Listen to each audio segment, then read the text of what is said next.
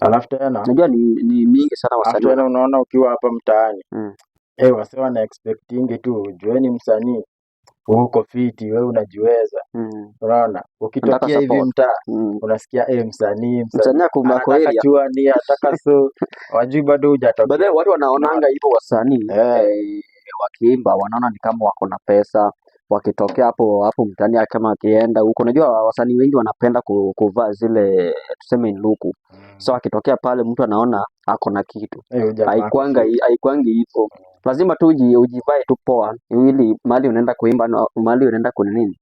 Hata ukienda kwa audience lazima uonekane mzuri, lakini si vile eti sasa mfuko iko sawa.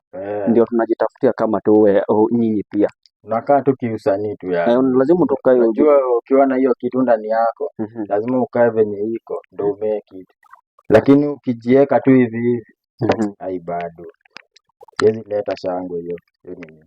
Okay, umesema tuna expect kitu kubwa in the near future. Tuna expect ngoma ama tuna expect a movie? Okay, kama saa hii naweza waambia saa hii kuna ngoma, na expect ngoma kwanza. Pia movies kuna gharama. Movies si kama ngoma. Nataka cooperation So saa hii tu expect ngoma kwanza, halafu sasa ndio sasa tutajua ni aje kuhusu movie. Kuna wengine wanataka kuanza kufanya usanii, wanataka wako kwa ground wajue waanzie aje. Umesema ulipitia challenges mingi sana, na pengine mtu anapitia challenge na anasikia tu kuquit, kuachana nayo.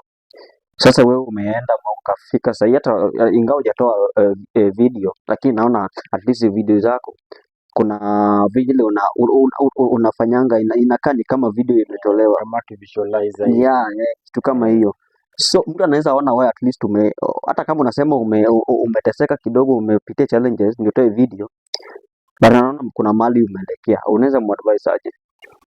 Mimi naweza chapia tu wase kwa life manzea, kuna give up. Okay, give up basi hiyo kitu haiko ndani yako. Kama iko ndani yako lazima upush.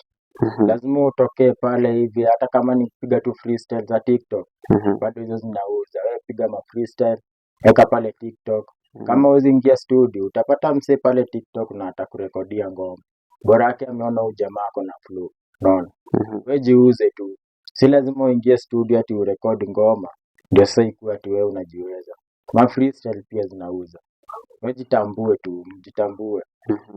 Na hakuna venye unaweza sema wewe ni mnisa na hata freestyle hujapiga na nini hujafanya na expect kusonga. Lazima hata uonyeshe bidii.